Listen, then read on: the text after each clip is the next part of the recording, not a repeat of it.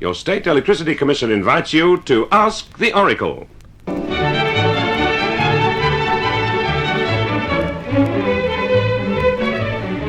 Well, good evening once again, everybody. Many thanks for your letters to Ask the Oracle, and we're about to deal with some of them now. Good evening, sir. Good evening, Laidley, and good evening, listeners.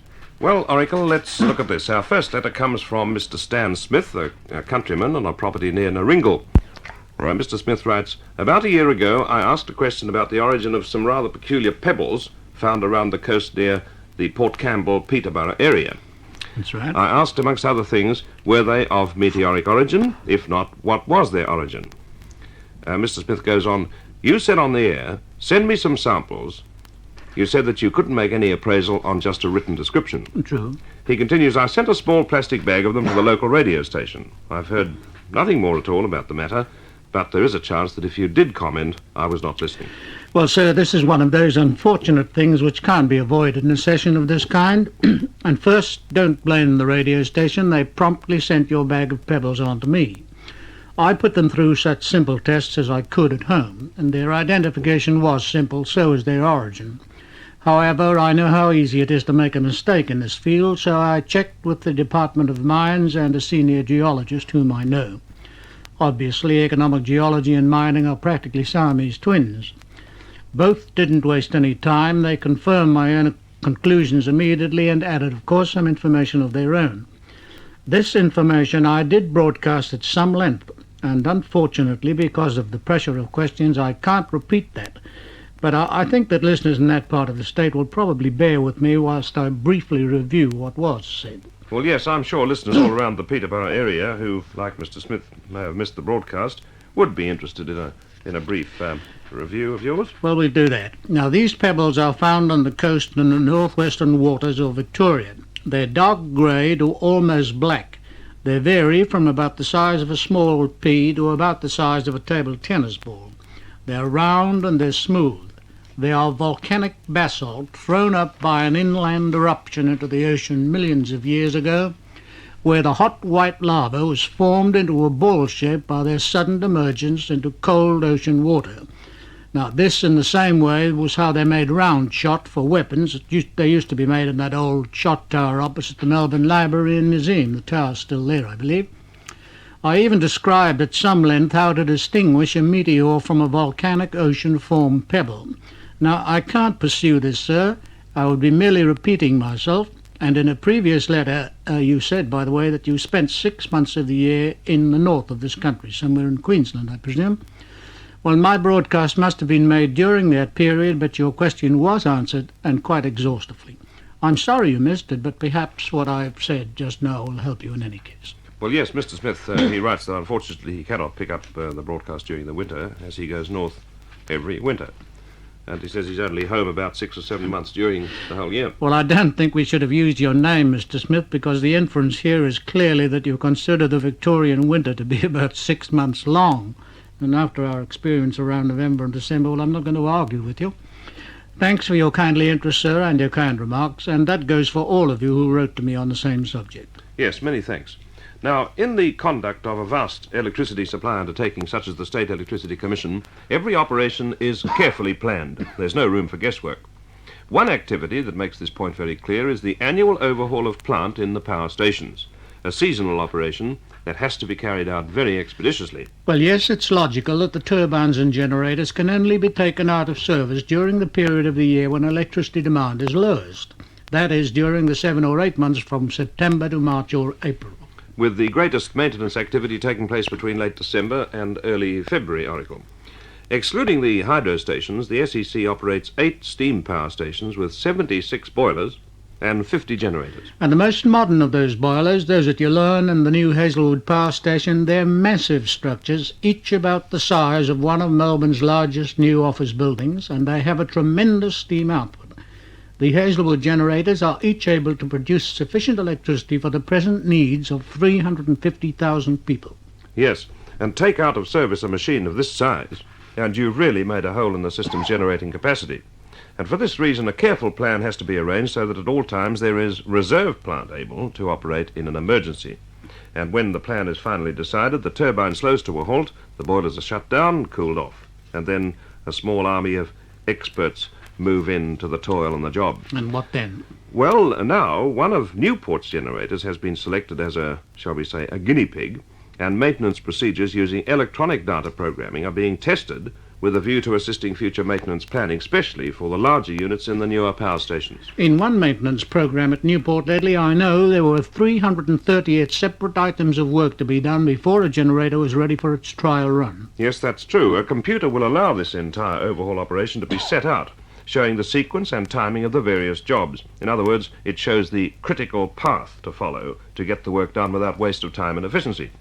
And another big advantage of using a computer, I think, Oracle, is that if something unforeseen should crop up, damage to a part revealed by the inspection, for argument's sake, the computer can, once it has the new facts, work out a revised works program in just 20 minutes. Well, that's very good business procedure lately, because money is lost when the large modern generators are not working, and less efficient standby plant has to be used to fill a gap. I think this has been an interesting subject lately, the careful preparation by the SEC in arranging the program for the annual maintenance of the power plant. Well, that's how we get our power, by everything being in working order. Right. Now, to continue with our questions for the mailbag, this question has been delayed quite a while because of holiday hold-ups, or perhaps our young listener has just thought of it. It's a question, anyway, that we've had before, but a long, long time ago. Anyway, it comes from a young fellow, 9 years old, Christopher Verbergang of Horsham. The question is simply this: why was the day after Christmas Day called Boxing Day? Well, first, it has nothing to do with the sport named boxing, although it has become the overseas custom to stage some of the biggest bouts of the year on that day.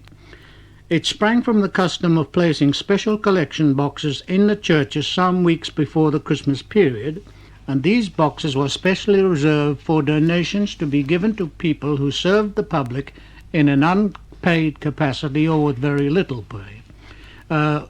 What comes to mind, apprentices, for instance, usually worked for nothing whilst they were learning a trade, but they might do many services for their master's customers for which he would charge the customer. Now, messenger boys, before the days of a highly organised postal system, they were often working for nothing at all but the hope of a small tip when delivering, and this didn't often come off either, so that the boy was actually working most of his time for nothing but a little faint hope. But even the tight-fisted, who are not actually implacable misers, well, they might loosen up a little during the Christmas period and make some small contribution to cover all these unpaid services. Now, these special collection boxes were opened the morning after Christmas Day, and the contents were distributed to worthy members of the parish, such as I've described. And thus, of course, the origin of the term Boxing Day, the day the boxes were opened. Of course, this custom, like all others, has its curious side effects, such as in much earlier times, drifters from their religions, well, they began to turn up at church sometime near Christmas or as it drew near. And in our own time, I think rubbish collectors start replacing the lids on bins about early in December and then go back to the custom, in my case anyway, of throwing them in a nearby ditch. There's one other trace of the Boxing Day custom still remaining, and that is the custom of calling a Christmas gift a Christmas box, but we never speak of a birthday box. I think that's about all that can be said, except that it seems singularly appropriate that this Christmas question should be sent in by a young fellow called Christopher. After all, his name derives from Christmas. All right, well, thanks, Christopher Vanderberg, for your letter and interesting treatment by the Oracle. Now, some mail which can, I think, best be handled by some explanatory comment from you, Oracle. I think Yes. these letters concern remarks you've made on the air from time to time, and talking about time, That's- clocks come into it too. Well, a listener some time back said that he'd read that clocks all over the world had been put back on date some weeks before. I made the mildly facetious comment that this would be news to millions of people who are getting along quite well with the old unadjusted timepiece. Some other listener, not the one who sent the question, he has now sent me the actual newspaper cutting. He gives name and address, but signs the letter F.R. Bendigo for identification. Now, this cutting from a Melbourne morning newspaper, it shows a very common absurdity in the relation between headline and the real sense of a news story. Now, this headline is an instruction: put the clock back today. That's how it reads. The actual fact behind this absurd headline is that astronomers are constantly adjusting the more crude of their clocks, because they know very well that the length of the hour and the day and the year They're changing all the time and not always at the same rate. Have you gone into the causes of this in some detail, have you? Yes, well, I have. You know that's true. And thanks for your comment, by the way, in that letter. It saves me, and yours now lately, it saves me traversing the ground again even briefly. The change in the clocks was made only by astronomers. That's the one referred to in the letter, and very few of those, for the good reason that astronomers, for the most part, do not use clocks which are dependent on the Earth's motion. They dropped that many years ago, and they use atomic clocks which cannot change. The plain fact is the Earth was too unreliable and too unstable. And in any case, the idea of modern astronomers, except for the very roughest calculations, using what we call clocks, it's quite ridiculous. I would predict here, though, that you're adopting your usual course that when a matter keeps on cropping up, you introduce new material. That's quite right. The absurdity of the mechanical clock, I think, can be simply illustrated by the easy demonstrable fact that two absolutely identical clocks usually do not keep the same time. Identical. That needs a little explanation, doesn't it? Well, it's quite simple. If you bought two identical wristwatches for Christmas presents, and you say gave one to your great Aunt Fanny, who lives in the Blue Mountains out of Sydney, and the other to your great uncle, who has retired to, say, Portsea, those two watches would not keep the same time. They would always differ. Well, here's that funny little horrible word. Why do they differ? Well, because Auntie lives much further north, and she's therefore nearer the equator. And the nearer to the equator, the less is the mass, or the weight, if you like, of any object. Therefore, the spring mechanism works at a slower rate. Why would the weight of the watch be less in Sydney than in Melbourne? Because weight or mass are determined in part by the distance from the centre of the Earth. And since the Earth is not a globe, but shall we say it fattens a bit at the waist, which is the equator, then objects at the same altitude, say sea level, weigh less in Sydney than they do in Melbourne, because they're further away from the centre of the Earth, which is the gravitational pull. But you'll note that I carefully placed Auntie in the Blue Mountains and Uncle at sea level in Portsea. Now this would make a further difference. Auntie would be still further away from the Earth's centre and its pull. And to reduce this to its final seeming absurdity, which is nevertheless quite accurate, take two men working in the same building, say the ICI building in Melbourne if you like. If they were wearing identical watches and one works on the top floor of the building and the other on the ground floor, then their watches are keeping different times. The top floor watch is slower than the ground floor one, but of course the difference is so tiny, split millionths of a second in a year, that it's of no importance whatever in everyday life. But it is important to astronomers who are dealing in millions of light years. Well, so much for that before we get tangled up in curved space-time, and then we'll really be in trouble. Well, even astronomers and all the clocks in the world can't do much about lengthening this one out that we've got in the studio. That's all we can find time for, on this clock anyway. Thank you very much for sending in your questions, and we invite you to be with us once again at the same time next week for another Ask the Oracle programme. Send your letters, care of the station to which you're now listening, and next week again we invite you to be with us. Ask the Oracle is a programme sponsored by your State Electricity Commission, the service behind your switch.